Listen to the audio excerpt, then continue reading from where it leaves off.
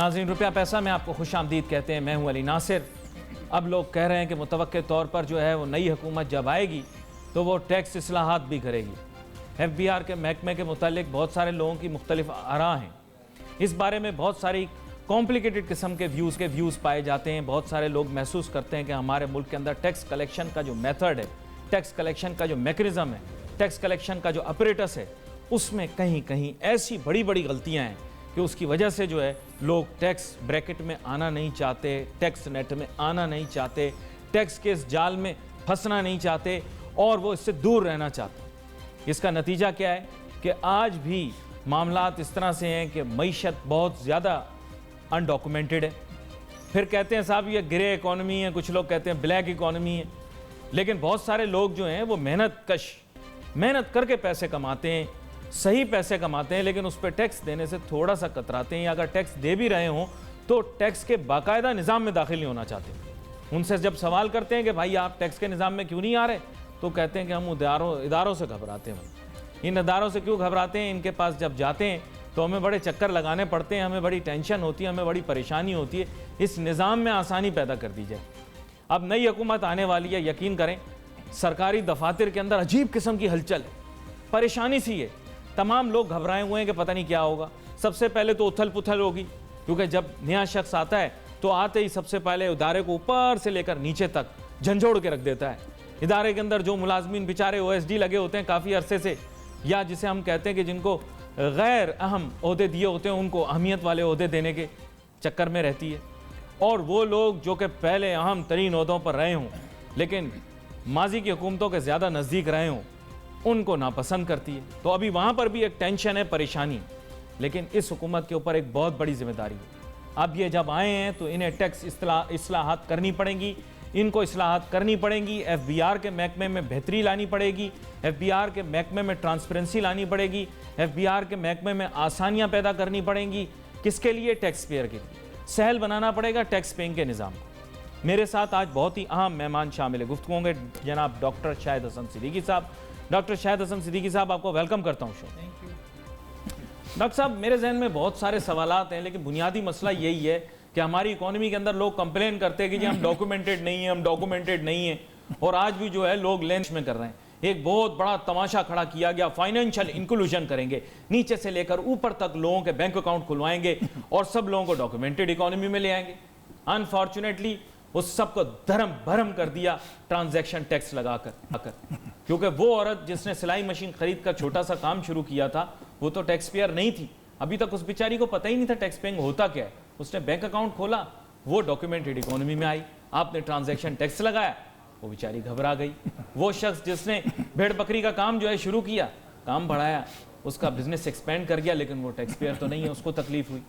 تو یہاں پر میں چاہوں گا تھوڑا سا آپ پہلے یہ ایکسپلین کریں آج بھی ہمیں کیش اکانومی کیوں ہے.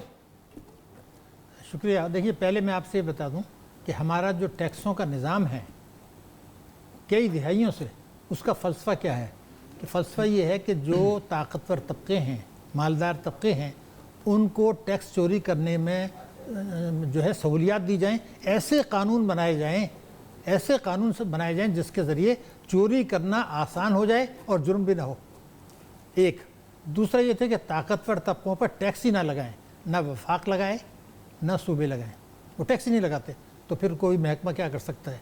تیسرا یہ تھا کہ جو یہ نقصانات ہو گئے اس کا بوجھ ان عوام پہ ڈال دیں جو پہلے ہی غریب ہیں, جس کا آپ نے تذکرہ کیا کہ جب آپ یہ کہتے ہیں کہ 4 لاکھ روپیہ سے کم جس کی آمدنی ہے اس کو گوشوارہ نہیں دینا, تو جس عورت کے پاس 40 لاکھ روپے ہے, جو بہت بڑا ہے, 40 لاکھ روپے اگر اس کا ڈپازٹ پڑا ہے تو اس پر تو اس کو 2 لاکھ آمدنی ہوئی, مگر اگر وہ اپنے ایک اکاؤنٹ سے دوسرے میں ٹرانسفر کرے اس پہ ٹیکس لگ گیا. تو آپ نے یہ شروع کی حرکت کہ جنہوں نے ٹیکس نہیں دینا ان پہ ڈالا, جو دے رہے ہیں ان کو نچوڑا, عوام پہ GST ڈالا, جنرل سیلز ٹیکس, پیٹرولیم کے نرخ بڑھائے, بجلی کے نرخ بڑھائے, گیس کے نرخ بڑھائے, اور پیٹرولیم لیوی لگایا تاکہ کوئی نقصان پورا ہو, باقی اثاثے بیچ کے پورا کر لیں یا قرضے لے کے پورا کر لیں. تو جب یہ تصور ہے کہ ہم نے نظام میں چوری ہونے دینا ہے اور کیش ٹرانزیکشنز کو قانوناً انکریج کرنا ہے, جس ملک میں 40,000 کا بیئرر پرائز بانڈ ہے, کس خوشی میں ہے 40,000 کا, اس لیے کہ اتنا بڑا بنڈل کئی کروڑ کا ہے, لینے دینے میں بھی آسانی. وہاں تو 1,500 کا نوٹ بند کرا دیا انہوں نے.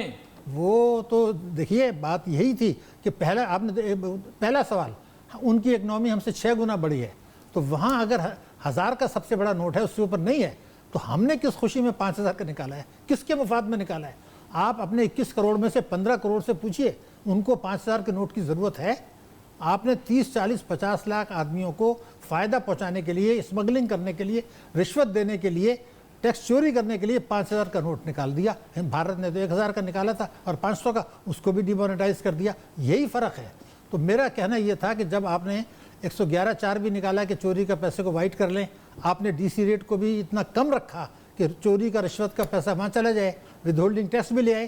آپ نے کہا کہ بچتیں مت کرو، اگر کسی نے خبردار بچت کی تو اس پر منافع کم ملے گا اور اس پر 10% ٹیکس کاٹ لیں گے۔ تو جب 10% سود پر WHT withholding tax، اچھا ہم نے پوچھا بھائی کیوں لگا رہے ہو؟ کہتا ہے جب یہ آئے گی فگر تو ہم پکڑ لیں گے کہ بھائی آپ کو تو اتنی آمدنی ہے، اور نان فائلر پہ اس سے بھی زیادہ، نان فائلر پہ اس سے بھی زیادہ، لیکن اس سے کم ہے جتنا وہ ایمانداری سے اگر دیتا۔ یعنی بعض نان فائلر بڑے بھی ہیں، آپ نے غریبوں کا ذکر کیا نا، بعض لکھپتی لوگ یہ کہتے ہیں یار یہ 0.4% دے دو بجائے اس کے کہ 35% کے بریکٹ میں۔ آپ اصل میں یہاں پر ایک ان پاپولر سی بات کرتے ہیں۔ آپ ہمیشہ جب آتے پروگرام کے اندر آپ کہتے ہیں اتنے زیادہ ٹیکس چور ہیں۔ سر آپ لاکھوں کروڑوں کی تعداد میں ٹیکس چور کہہ دیتے ہیں، لفظ تو اس کے ساتھ چور کا لگ جاتا ہے، لوگ بیچارے پریشان ہو جاتے ہیں ہم بھی چور ہیں۔ سر بات یہ ہے کہ یہ لوگ ٹیکس چور تو نہیں ہے نا، کوئی نہ کوئی مسئلہ نظام کے ساتھ بھی ہے، ورنہ لوگ فلنتھرپی بھی کر رہے ہیں، سسٹم میں رہے۔ تو میں آپ سے یہ جاننا چاہوں گا کہ عمدن لوگ اس طرح کی چیز نہیں کر رہے، لوگ مجبور ہو رہے ہیں نظام کی وجہ سے۔ یہاں پر ایک چھوٹی سی بریک لینی ہے، بریک کے بعد واپس آتے ہیں، پھر یہ جاننے کی کوشش کرتے ہیں کہ لوگ کیوں مجبور ہیں، کیوں نظام میں آنا نہیں چاہ رہے، پراپرلی ڈاکومنٹڈ اکانومی میں انٹر نہیں کرنا چاہ رہے۔ Let's take a short break.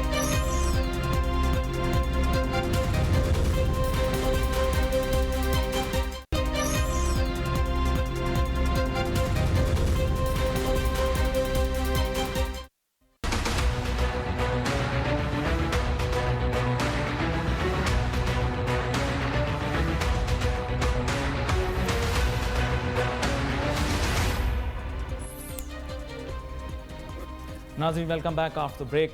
گفتگو ہماری جاری ہے۔ بریک پہ جانے سے پہلے ہم یہی بات کر رہے تھے کہ ہمارے ملک کے اندر ابھی بھی کیش بیسڈ اکانومی اور اس کے ساتھ ساتھ جو ہے ہم ان ڈاکومنٹڈ اکانومی پہ چل رہے ہیں، بلیک اور گرے کی شکایت کر رہے ہیں۔ اور اس کی وجہ کیا ہے؟ ہر سال بلند و بانگ دعوے کیے جاتے ہیں، فائنینس بل، اس کے بعد جناب اہداف طے کیے جاتے ہیں، FBR اتنے پیسے اکٹھے کر لے گا، ٹیکس پیئرز کی تعداد میں اتنا اضافہ ہو جائے گا، یہ کر دیں گے جی ہم، وہ کر دیں گے۔ سائنسی دستاویزات تیار کی جاتی ہیں جن کے ذریعے چاند تک پہنچا جا سکتا ہے، لیکن ٹیکس پیئرز کی تعداد میں اضافہ نہیں ہو سکتا۔ ڈاکٹر شاہد حسن صدیقی صاحب، بہت بڑا چیلنج اور پرابلم یہ بھی ہے کہ بہت سارے لوگ ٹیکس کے نظام میں اس وجہ سے نہیں آتے کیونکہ ادارے سے، اس کے طور طریقے سے، اس کے طرز کارروائی سے گھبراتے ہیں۔ مین چیلنج یہ ہوتا ہے، ایون FBR کے اندر لوگ آ کر کہتے ہیں کہ سسٹمک ریفارم کی ضرورت ہے، سسٹم میں بھی ریفارم کی ضرورت ہے، جس طرح سے ٹیکس کلیکشن کی جا رہی ہے اس میں بھی ریفارم لایا جا سکتا ہے۔ لیجسلیشن، اسٹریٹجک پلاننگ اور فیلڈ، ساری جگہوں پر کہیں نہ کہیں تبدیلی لانی پڑے گی۔ آپ کو لگتا ہے کہ آنے والی حکومت جو ہے وہ سنجیدہ ہوگی اور کوئی نہ کوئی ریفارم لائے گی ٹیکس کلیکشن میکنزم کے اندر؟ میکنزم کی بات کر رہا ہوں ابھی۔ دیکھیے ایسا ہے کہ تمام اصلاحات ممکن ہیں بشرطے کہ پہلے ہم یہ آئیڈینٹیفائی کر لیں کہ کہاں کہاں بہت ہی بڑی خرابی ہیں، اس کو تبدیل کر لیں۔ پہلا، یہ بات بالکل صحیح ہے کہ کچھ لوگ اس لیے ٹیکس نہیں دیتے کہ نظام غلط ہے، کچھ لوگ اس لیے نہیں دیتے کہ وہ کہتے ہیں جی ہمارا پیسہ چوری ہو جاتا ہے، ہمارا پیسہ ان چیزوں میں استعمال ہو جاتا ہے، تو ہم ایک سوراخ کو مومن بار بار نہیں ڈسا جاتا، تو ہم ٹیکس ہی نہیں دیتے۔ تو لیکن خرابی یہ شروع ہوتی ہے کہ حکومت پہلے ٹیکسوں میں چھوٹ دیتی ہے، مراد دیتی ہے، کنسیشن دیتی ہے، پھر IMF کو ایک ٹارگٹ دیتی ہے۔ اب IMF کہتا ہے جی آپ نے 111(4) تو رکھ دیا، اس کی وجہ سے انکم ہمیں 2500 ارب روپے کا نقصان ٹیکسوں میں ہو رہا ہے۔ تو جب اس قسم کی چھوٹ آپ دیتے چلے جائیں گے، آپ ایگریکلچر پہ ایفیکٹیولی ٹیکس نہیں لگایا، پراپرٹی پہ ایفیکٹیولی ٹیکس نہیں لگایا آپ نے نہیں تو یہ جو نئے آ رہے ہیں سنجیدہ ہیں بھائی؟ نہیں دیکھیے نا، یہ تو ہم کیوں، ہم تو جو بھی تو کرنی پڑے گی کیا؟ نہیں دیکھیے، یہ تو 93 سے اس سے زیادہ سخت الفاظ اگر میں آپ کو سنا دوں، مطلب پیپلز پارٹی نے جس نے کچھ نہیں کیا، اس نے یہ کہا تھا کہ اگر اب بھی ہم نے یہ اصلاحات نہیں کی تو لوگوں کا جمہوریت سے اعتماد اٹھ جائے گا۔ 2008 میں کہا تھا، تو 2013 تو کچھ نہیں کیا۔ नवाज शरीफ ने कहा था जनाब मैं ये कर दूंगा, और वरना जो है लोग हमसे भीख मंगवा देते हैं, हमारे मुंह से कहते हैं निवाला छीनते हो गरीब से, हम ये करते हैं, हम इसको ठीक करेंगे। तो मुशर्रफ अपना खेल करके चला गया। अभी तो स्पेसिफिक हमें बात करनी पड़ेगी। मुशर्रफ तो लाया था ना इस्लाहात लाया था। अच्छा, वो मेरे इल्म में नहीं आए, क्योंकि भाई वो बंदा लेकर आए थे, क्या नाम उनका, अब्दुल्ला यूसुफ साहब, जहां तक मुझे याद नहीं, तो जो बाहर से लाए थे वो तो भाग गया छोड़ के वज़ीर आज़म, है ना। वो तो उसको तो फोटो दिखाए मुशर्रफ की, तो कहता है मैं इन्होंने नहीं पहचानिया। हाँ, वो समझदार आदमी है ना, इसीलिए पाकिस्तान आया नहीं, वरना पकड़ा जाता। ठीक। अब मेरा आपसे कहना ये है, अगर इस्लाह करनी में सिंसियर हैं तो मैं आपको स्टेप बता देता हूँ, वो कर लीजिए, वरना तकरीर कर लें। बताएं, बिल्कुल बताएं। पहला, आप इख्तिदार में आने के बाद 3 सूबों पे आपकी हुकूमत है, वफाक पे आपकी हुकूमत है, आप वहाँ पर एक रेजोल्यूशन पास करें कि एक मुकर्ररा आमदनी से ज़्यादा पाकिस्तान में जिसकी आमदनी है उसको टैक्स नाफिज होगा, और नाफिज हम करेंगे, वसूल करने की जिम्मेदारी FBI की है, उसको हम इंडिपेंडेंट कर रहे हैं और उसमें हम मुदाखलत नहीं करेंगे, मगर फिर उसको आदाफ देंगे जो उसको मंजूर करने के बाद हासिल करना। एग्रीकल्चरल इनकम टैक्स कैसे इकट्ठी करेगा सर, खुद बताएं। तो फिर तब्दीली की बात मत करें, फिर देखिए ना, बात सुन लें। पहले कौन सा लगा दिया एग्रीकल्चरल टैक्स? मेरी गुजारिश सुन लें जी। मैं आपको एक बता रहा हूँ, तहरीक इंसाफ का मंशूर, हम हर किस्म की आमदनी पर बशमूल प्रॉपर्टी, ज़राअत और स्टॉक एक्सचेंज नाफिज करेंगे। अब ये उनका कमिटमेंट है, आप ये कह रहे हैं कर ही नहीं सकते, तो फिर तो बात ही ख़त्म हो गई। उन्होंने लिखा है, आप 2013 का मंशूर निकालिए, उसमें ज़राअत का जिक्र है, स्टॉक एक्सचेंज का जिक्र है, ये कर लें। और फिर FBI को कितने और टैक्स लगाएंगे सर? इस पर स्टॉक एक्सचेंज पे कितने? देखिए, मैं बात सुन, मेरी गुजारिश सुन लें, आप लाद दिए, आप गुजारिश तो सुन लें।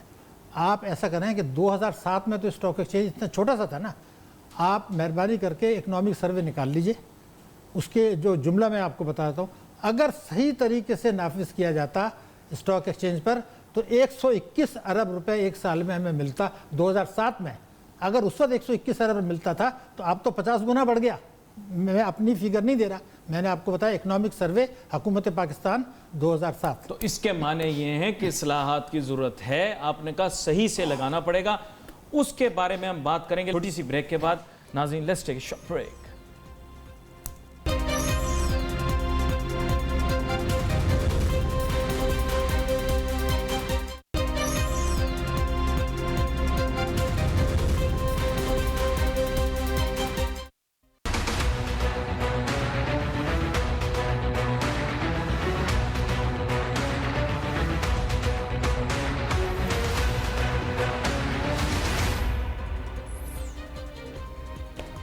नाज़रीन, welcome back after the break. गुफ्तगू हमारी जारी है। बात हम यही कर रहे थे ब्रेक पर जाने से पहले कि FBR के अंदर किस तरह का रिफॉर्म चाहिए होगा, हमारे टैक्स रेवेन्यू के निज़ाम को रिफॉर्म करने के लिए क्या क्या इकदाम नई हुकूमत को लेने पड़ेंगे।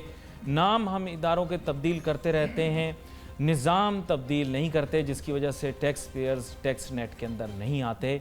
ब्रेक पे जाने से पहले हमारी गुफ्तगू जारी थी, डॉक्टर शाहिद हसन सिद्दीकी साहब से बात कर रहे थे। अब हमें टेलीफोन लाइन के ज़रिए ज्वाइन करेंगे डॉक्टर अशफाक हसन साहब, जो कि मुल्क के मारूफ मईशतदान हैं। डॉक्टर अशफाक हसन साहब, मैं आपको सबसे पहले तो वेलकम करता हूँ शो पे, और साथ ही साथ आपसे ये जानना चाहता हूँ कि अब आपसे बात हो रही है पोस्ट इलेक्शंस, और ये उम्मीद और तवक्को की जा रही है और मुतवक्के तौर पर शायद एक नई पार्टी हुक्मरान जमात बन के सामने आएगी, हुकूमत बनाएगी। FBR के अंदर जो रिफॉर्म है उस पर आपने बहुत काम किया, और आपके दौर के अंदर आपको इस चीज़ की बहुत अप्रिशिएशन भी दी जाती है। मैं चाहूँगा FBR के वो कौन से अनफिनिश्ड एरियाज थे रिफॉर्म के, जो अब इस हुकूमत को एड्रेस करने चाहिए, और मजीद रिफॉर्म के लिए क्या क्या करना चाहिए? देखिए, ये बड़ा अनफॉर्चुनेट होता है हमारे यहाँ पर कि जब एक काम चल रहा होता है तो हुकूमत आने के बाद फिर उसको ख़त्म कर देती है, फिर नए से शुरू करती है खेल। तो इसलिए जहाँ से हम चलते हैं फिर घूम फिर के वही खड़े हो जाते हैं, क्योंकि हम आगे नहीं बढ़ पाते हैं। तो उस ज़माने में काफ़ी रिफॉर्म्स इंट्रोड्यूस किए गए थे। ये जो आप देख रहे हैं इनकम टैक्स का जो निज़ाम है हमारा, कि जिसमें जो भी टैक्स पेयर है वो अपना टैक्स भर देता है और उनसे कोई पूछगछ नहीं करता है, तो ये भी उसी ज़माने के थे। लेकिन इसके साथ साथ ये था कि ऑडिट के निज़ाम को बेहतर करना था, जो नहीं किया गया। तो इसलिए वो जो सेल्फ असेसमेंट स्कीम है वो कामयाब नहीं हो सकी। सर, डिस्क्रेशनरी पावर्स पे आपने बड़ा वर्क किया था, डिस्क्रेशनरी पावर्स का आज भी इशू है। یہی اسی لیے تو میں کہہ رہا ہوں کہ ڈسکریشنری پاور جو تھا وہ ختم کیا گیا تھا، کیونکہ اس زمانے میں لوگوں نے یہ کہا تھا کہ دیکھیں یہ انکم ٹیکس آفیسر جو ہے انہیں ہمارے سر کے اوپر سے ہٹائیں، یہ آ کے ہمارے ساتھ بیٹھ جاتے ہیں، مکاؤ کرتے ہیں. تو ہم نے یہ پھر کیا تھا کہ جی سیلف اسسمنٹ آپ خود بھریں اور بھر کے آپ تک جمع کرا دیں، یہ آپ کی ایمانداری پہ ہے. لیکن پتہ ہے کہ ہم مسلمان لوگ ہیں، کہاں ایماندار ہوتے ہیں. تو 1-2 سال تو چل گیا نظام ٹھیک، اس کے بعد سے لوگوں نے دیکھا کہ بھئی کوئی آڈٹ تو نہیں ہوتا ہے. تو ہم نے کہا تھا کہ 5% لوگوں کی آڈٹ ہوگی رینڈم. جب دیکھا کہ یہ تو کچھ نہیں ہو رہا ہے تو پھر لوگوں نے پھر اپنا کھیل کھیلنا شروع کر دیا. اس لیے وہ جو ٹیکس کے نظام پھر بہتر نہیں ہو سکا. اگر ہم ساتھ ساتھ آڈٹ کے نظام کو بہتر کرتے تو یہ سیلف اسسمنٹ اسکیم بہت ٹھیک چل رہا ہوتا. اس وقت جو ہے بہار میں یعنی آنے والی حکومت کے لیے بہت بڑا چیلنج ہے. سب سے پہلے تو ان کے ایک لیڈرشپ کو چننا بہت بڑا چیلنج ہے کہ ایف بی آر کو ہیڈ کون کرے گا. جی تو آپ کے خیال سے یہ بڑا اسینشل ڈیسیژن ہوگا کہ ایف بی آر کا سربراہ کسے بناتے ہیں، کیونکہ عموماً آرگنائزیشن کے اندر سے نہیں لاتے بلکہ باہر سے آدمی کو لے کر آتے ہیں. اور انفارچونیٹلی ہوا یہ ہے کہ وقت کے ساتھ ساتھ آرگنائزیشن جو ہے کے اندر صلاحیتیں ختم ہوتی چلی گئیں. ہم نے ان کی کیپیسٹی بلڈنگ کی طرف توجہ نہیں دیا. آپ دیکھیں کہ جتنے بھی اسلام آباد میں میڈیکل ڈاکٹر ہیں اس سے کہیں زیادہ میڈیکل ڈاکٹر آپ کو ایف بی آر میں نظر آئیں گے. اب آپ پولیس میں بھی بہت ہیں کہ جو ساری زندگی میڈیسن پڑھا ہو، سول سروس کا امتحان دیا اور اس کے بعد ان کو ٹیکس گروپ میں چاہے وہ آئی آر ایس میں ہو چاہے وہ کسٹم میں ہو، اس گروپ میں اس کو مل جاتا ہے کوٹا ووٹا کے بیسس پہ. اس کو تو ٹیکس کا کیا کرتے ہیں، ٹیکس الاسٹیسٹی کا نہیں پتا، ٹیکس بوئنسی کیا جو اس کو نہیں پتا. بالکل عام اس بات کو کیسے ٹیکس ریفارم کی بات سمجھ میں آئے گی جس نے کبھی لفظ ریفارم ہی نہیں سنا ہوگا. یہ بالکل عام بات کی آپ نے. مجھے اتنی خوشی ہوئی کہ آپ نے ان چیزوں کو پوائنٹ آؤٹ کیا. یہاں ایک اور ایشو ہے سر، میرے پاس وقت کم ہے، میں آپ سے جاننا چاہتا ہوں یہ ٹرسٹ ڈیفیسٹ کا جو ایشو بہت بڑا چیلنج ہے. لوگ بولتے ہیں کہ جی ایف بی آر اور عوام کے درمیان جو ہے نا ٹرسٹ ڈیفیسٹ ایگزسٹ کرتا ہے. بہت سارے لوگ اس کو ہائی لائٹ کرتے ہیں، آرگنائزیشن کے ان کے اندر لوگ بھی اس کو آئیڈینٹیفائی کرتے ہیں. اس کو کیسے ختم کریں؟ یہ صحیح کہا آپ نے. اس کی وجہ یہ ہے کہ جو لوگ یہاں پر آتے ہیں وہ ایک مائنڈ سیٹ کے ساتھ آتے ہیں کہ ہم نے پیسہ بنانا ہے.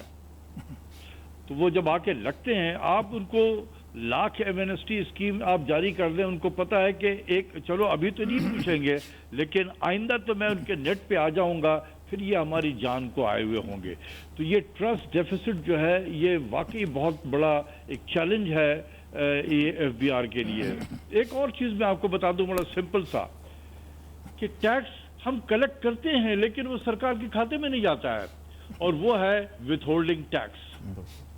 آپ کسی بھی ریسٹورینٹ میں کھاتے ہیں آپ کو بل آتا ہے اس میں وتھ ہولڈنگ ٹیکس 17% دیا ہوا ہوتا ہے، آپ پے کر دیتے ہیں as a honest tax payer. کوئی گارنٹی نہیں ہے کہ وہ جس نے کلیکٹ کیا ہے جس ریسٹورینٹ والے نے اسے جمع کرایا ہے جا کر.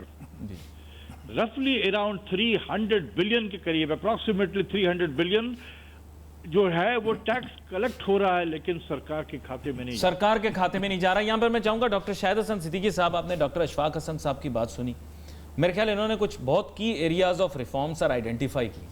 میرے خیال یہاں پر ایک حق یہ بھی بنتا ہے کہ آپ تھوڑا سا اس کو ایلیبریٹ کریں. یہ چیلنجز اور ایشوز جو ہیں نا یہ بہت میجر ہیں. آپ کے خیال سے کیا آرگنائزیشنل یا انسٹیٹیوشنل ریفارم کی ضرورت نہیں ہے؟ نہیں دیکھیے نا، پہلے کچھ کام کر کے دکھائیں، اس کے بعد یہ چیزیں تو 1993 سے ہو رہی ہیں. اب میں تو ایک چیز چاہتا ہوں جو کل سے شروع ہو جائے، اگر کل سے نہیں ہوتی تو جس دن نئی حکومت آئے اس دن سے ہو جائے. وہ یہ ہے کہ ایف بی آر کے چیئرمین نے یہ کہا تھا کہ جس دن یہ ایمنسٹی ختم ہوگی اس دن سے جو ملک کے اندر اثاثے ہیں جن کو ظاہر نہیں کیا گیا ہم ان سے ملکی قوانین کے تحت ٹیکس لینا شروع کر دیں. یعنی پاکستان میں ہیں ڈکلیئر نہیں ہوئے اور ایمنسٹی میں بھی نہیں ہوئے. تو میں نے اس پہ کام کیا تو میں یہ سمجھا کہ 5 مہینے میں 1500 ارب روپیہ اضافی مل سکتا ہے جس سے آپ ایک ڈیم بنا سکتے ہیں، جس سے آپ پیٹرول کے کم کر سکتے ہیں. تو اس کو میں یہ چاہوں گا کہ پہلے ایک سیل بنے پرائم منسٹر ہاؤس میں، عارضی سیل. اس میں یہ کیا جائے کہ جتنے پراپرٹیز ہیں، جتنا گاڑیاں ہیں، جتنے بینک ڈپازٹس ہیں، جتنے نیشنل سیونگس ہیں، جتنے اسٹاک ایکسچینج کے شیئرس ہیں 5 لاکھ سے اوپر کر لیجئے، ان سب کو آپ اس کے اندر ڈال دیجئے. جو ٹیکس ایمنسٹی میں ڈکلیئر ہوا وہ بھی ڈال دیجئے اور جو لوگوں نے ڈکلیئر کیا وہ بھی ڈال دیجئے.